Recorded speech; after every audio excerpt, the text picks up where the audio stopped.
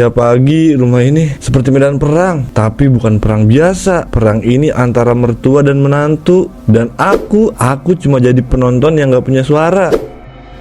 Rika, saya udah bilang berkali-kali, tomat itu nggak boleh disimpan di bagian ini. Cepet busuk kalau kena dingin langsung. Kamu nggak denger ya? Bu, aku udah nyimpen tomat kayak gini bertahun-tahun, gak pernah ada yang busuk. Kenapa sih dibesar-besarin? Aku gak punya waktu buat urusan hal kecil begini.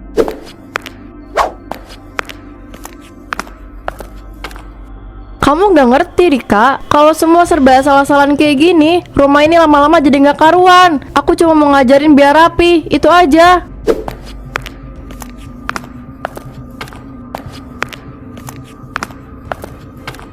Bu, kalau ibu gak suka cara aku ngatur, ya ibu aja yang atur semuanya. Aku gak keberatan kok, serius.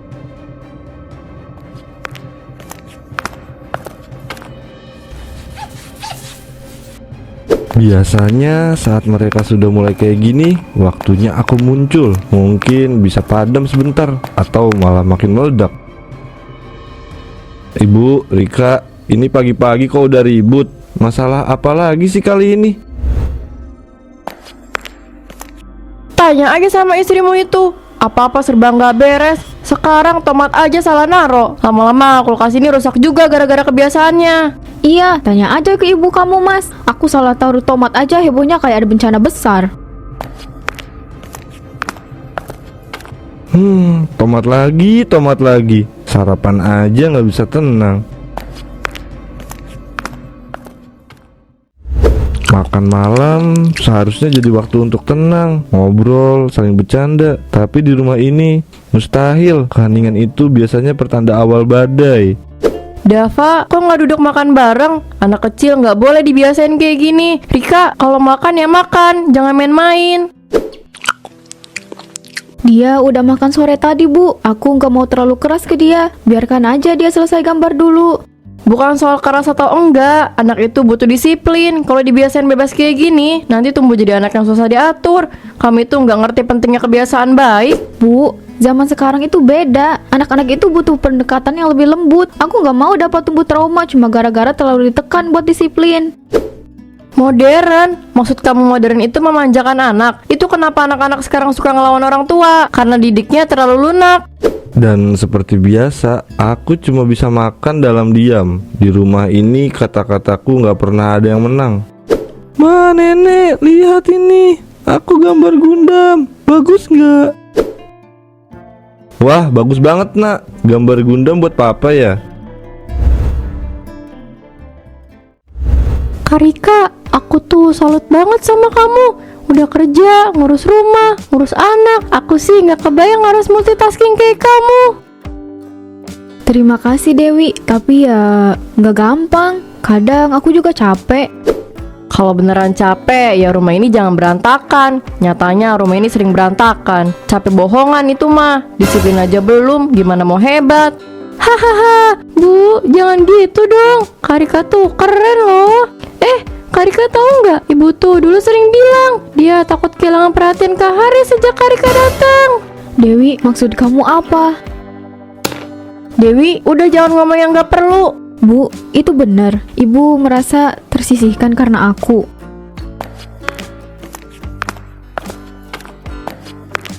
Dewi nggak tahu, dia baru aja membuka kotak kejutan. Dan aku harus cari cara untuk menutupnya sebelum semuanya hancur. Kalau ada orang yang bisa kasih solusi untuk semua kekacauan ini, itu Pak Agus. Orang tua bijak, sepuh desa, yang selalu tahu harus ngomong apa. Tapi kali ini aku nggak yakin. Riz, kamu kelihatan capek banget. Ada apa? Masalah di rumah? Iya Pak, saya bingung. Ibu sama Rika itu kayak api sama bensin Pak. Sedikit aja ada gesekan langsung nyala. Saya udah coba diam, tapi makin lama kok makin gak kondusif ya. Itu memang masalah yang sering terjadi kalau ada dua generasi di rumah yang sama. Apalagi kalau dua-duanya punya karakter yang kuat.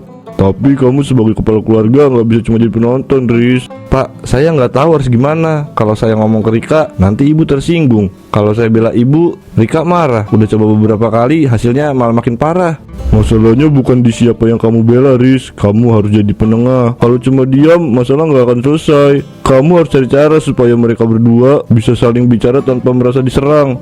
Maksud Bapak, gimana caranya? Mereka kayaknya udah terlalu banyak konflik sampai nggak ada ruang buat ngobrol dengan kepala dingin. Hahaha, kamu harus bikin suasana yang beda, Riz. Cari waktu di luar rumah, di tempat netral, biar mereka lebih rileks. Misalnya makan malam bersama di restoran yang nyaman. Tapi jangan pasang ekspektasi terlalu tinggi. Fokus aja buat bikin suasananya santai dulu. Jadi Bapak pikir mereka bisa saling terbuka kalau suasananya nggak di rumah? Bukan cuma terbuka, Riz, tapi mereka bisa belajar memahami satu sama lain. Kamu cuma perlu sabar dan konsisten. Makan malam di luar, kedengarannya simple, tapi dengan Ibu dan Rika, semoga ini nggak jadi bencana baru.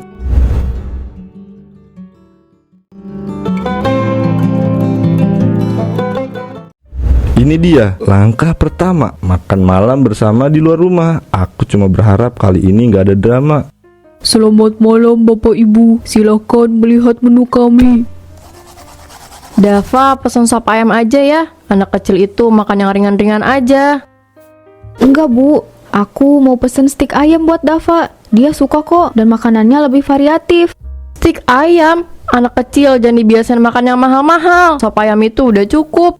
Bu, ini makan malam keluarga. Sekali-sekali nggak apa-apa dong. Lagian aku yang bayar juga. Sudah, kita pesen dua-duanya aja, sop dan steak. Nanti Dava yang pilih mau makan yang mana. Aku mau es krim, Papa. Es krim? Nggak boleh. Anak kecil makan es krim malam-malam. Nanti sakit tenggorokannya. Bu, nggak apa-apa. Cuma sekali ini aja. Lagian Dava jarang banget makan es krim. Itu alasan ibu-ibu zaman sekarang. Kalau dibiarin terus nanti malah kebiasaan. Anak kecil itu harus disiplin. Seharusnya makan malam ini jadi solusi, tapi kenapa rasanya malah makin rumit? Sudah siap pesanannya, Pak? Iya Mas, sop ayam, stik ayam, dan satu es krim coklat untuk anak saya. Yeay, es krim! Allah, punya anak kok dimanja banget. Dididik yang benar dong.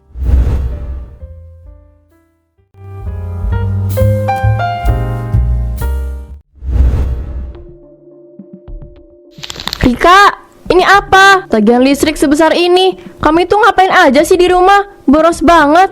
Listrik segini bisa bikin bangkrut kita. Boros? Bu, itu listrik buat semua orang di rumah. Lagian aku juga kerja, jarang di rumah. Gimana bisa aku yang boros? Kenapa harus aku yang disalahin terus? AC kamarmu itu nggak pernah mati. Lampu kamar nyala terus. Penghangat air untuk mandi juga nyala terus. Itu siapa kalau bukan kamu? Kamu nggak peduli sama biaya rumah ini.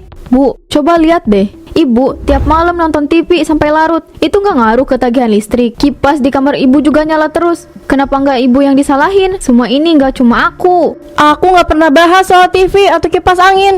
Yang aku lihat, kamu nggak tahu cara mengatur listrik. Kamu nggak tanggung jawab. Selalu ada alasan. Kenapa ibu nggak pernah coba ngerti situasi aku? Aku capek, Bu. Capek banget. Harus bekerja sepanjang hari. Ngurus Dava, ngurus rumah, dan ibu. Terus menerus nyalahin aku.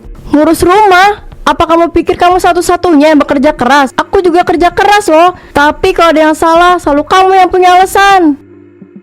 Jangan seperti itu, Bu. Aku nggak pernah bilang kalau aku yang paling capek. Tapi kenapa tiap kali ada masalah, aku yang disalahin? Aku nggak sanggup lagi hidup seperti ini, Bu. Mama sama nenek kenapa berantem? Jangan berantem.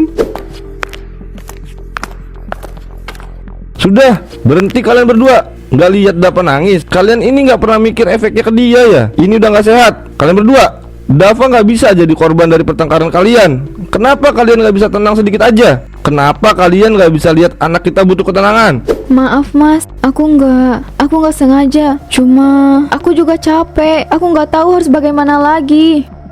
Rika, maaf, ibu nggak bermaksud. Ibu cuma takut kita nggak bisa bertahan dengan cara hidup kayak gini. Tapi ibu nggak seharusnya nyalain kamu terus.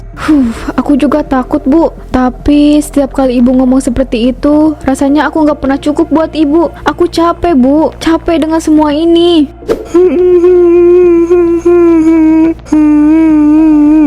Semua ini harus dihentikan. Kalau terus begini, aku takut keluarga ini benar-benar hancur. Kalian gak cuma ngelukain diri sendiri, tapi juga Dava dan aku. Semua ini harus dihentikan. Kalau terus begini, aku takut keluarga ini benar-benar hancur. Pak Agus bilang kegiatan bersama bisa jadi jalan keluar. Jadi hari ini aku akan memutuskan untuk mempertemukan dua kutub yang berseberangan di dapur. Jadi hari ini kita masak bareng, bikin ayam goreng dan sayur lodeh. Ibu, Rika, ayo kita mulai. Haris, ibu nggak pernah masak sama orang lain. Ibu udah biasa masak sendiri, lebih cepat dan beres. Dan aku nggak yakin ini ide yang bagus, Mas. Aku sama ibu masak bareng. Pasti ribet. Nggak ada tapi. Kita coba dulu. Anggap aja ini tantangan kecil buat keluarga kita. Ayo, aku bantu nanti.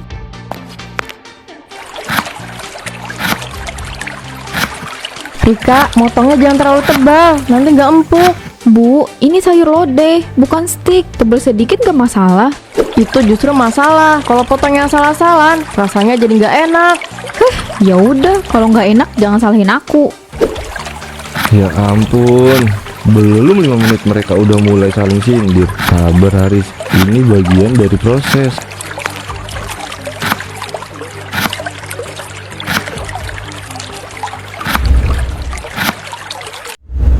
Aku tahu masak bareng mereka tadi nggak mudah, tapi hasil akhirnya cukup bikin aku lega. Sekarang saatnya kita lihat reaksi mereka saat makan.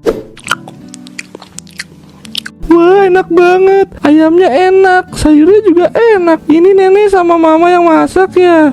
Iya nak, nenek sama mama masak bareng tadi. Berarti masakan nenek sama mama sama-sama enak dong. Aku suka semuanya. Kalau Dava suka, berarti nenek senang. Makan yang banyak ya nak. Mungkin ini pertama kalinya aku lihat mereka tersenyum di satu meja. Terima kasih Dava, kamu benar-benar penyelamat keluarga ini. Entah kenapa suasana malam ini terasa lebih tenang. Mungkin senyuman tadi membuat pintu yang selama ini tertutup. Dulu waktu Haris kecil, aku sering masak ayam goreng buat dia. Dia suka banget, sampai tiap hari minta. Kadang aku sampai capek, tapi ya itu kebahagiaan buat aku.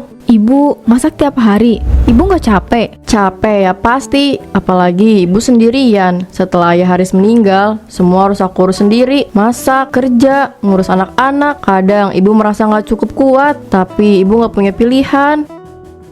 Ibu pasti banyak berkorban. Aku nggak bisa bayangin gimana rasanya. Itulah kenapa aku keras kepala Rika. Aku takut kehilangan peranku di keluarga ini. Aku takut nggak ada yang butuh aku lagi. Untuk pertama kalinya, aku bisa melihat sisi lain dari ibu. Dia bukan hanya seorang mertua yang keras, tapi juga seorang ibu yang berjuang sendirian. Ibu, aku tahu kita sering berbeda pendapat, tapi aku juga pengen belajar dari ibu. Mungkin kita bisa coba mulai pelan-pelan ya, Bu? Iya Rika, kita coba sama-sama ya. Aku tahu ini baru langkah kecil, tapi malam ini aku ngerasa keluarga ini punya harapan baru. Dan aku akan terus menjaga harapan itu tetap hidup.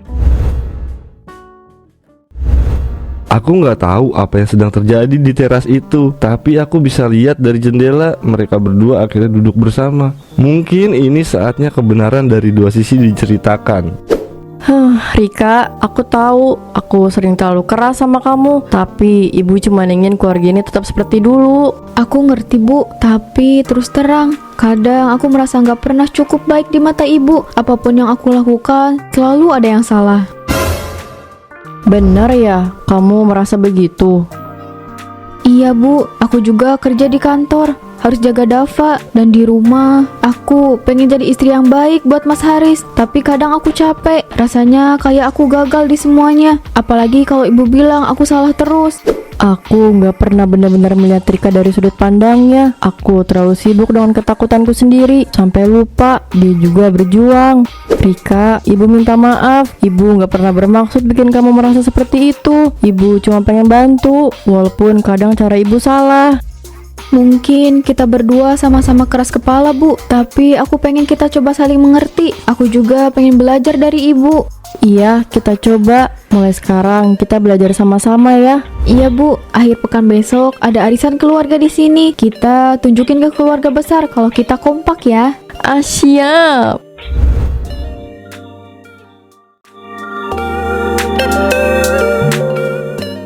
Acara keluarga kali ini berbeda. Entah bagaimana ada kehangatan yang baru. Dan untuk pertama kalinya aku lihat Ibu dan Rika bekerja sama di dapur tanpa ribut.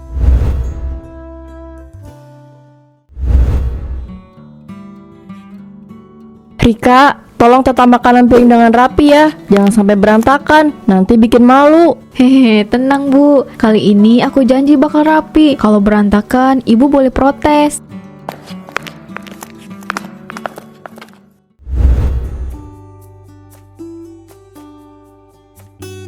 Wah, ini makanannya enak-enak banget. Ibu yang masak ya? Enggak, ini hasil kerja keras aku sama Rika. Dia yang bantu bikin bumbunya. Ya, cuma sedikit sih. Tapi seneng bisa bantu Ibu. Aku tahu mereka belum sepenuhnya berubah, tapi tawa kecil dan kerjasama ini adalah awal dari sesuatu yang baik.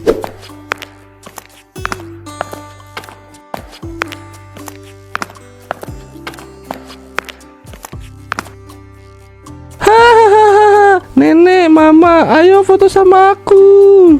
Aduh, hehehe, iya nak. Haris, tolong fotokan kami.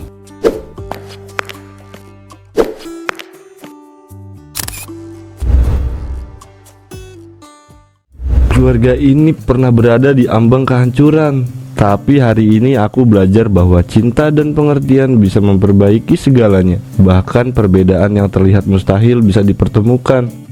Hahaha, aduh Dava, begini nak, lipatnya harus rapi, biar bentuknya juga bagus. Iya nek, nanti aku bikin yang paling bagus buat mama. Ibu tunggu ya, Dava. Keluarga itu bukan tentang kesempurnaan, tapi tentang bagaimana kita belajar menerima, memahami, dan mencintai, meski dengan segala perbedaan.